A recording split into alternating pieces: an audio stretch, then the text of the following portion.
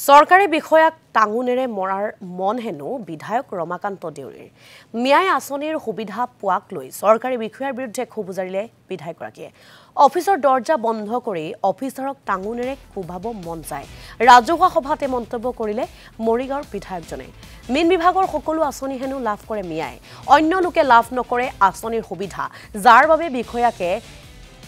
টাঙোনেৰে কোবোৱাৰ মন মৰিগাঁৱৰ বিধায়কগৰাকী ৰাজহুৱা সভাত এনেদৰে ক্ষোভ উজাৰিলে মৰিগাঁৱৰ বিধায়ক ৰমাকান্ত দেউৰীয়ে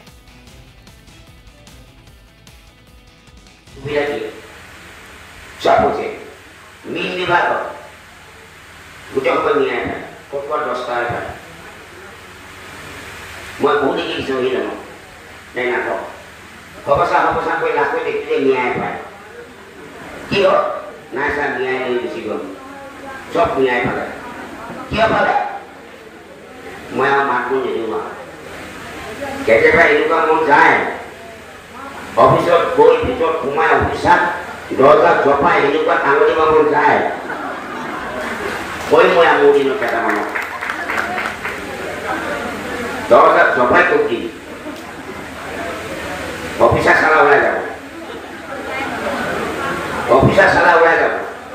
মোৰ সমস্যাত মই কৰিম দুটামান মই চাই আছোঁ মই কৈ যেতিয়া দৰ্জা জপাই এনেকুৱা কোপ দিম তেতিয়া গম পাব মই তাকো বহি নকৰোঁ যিয়ে নহওক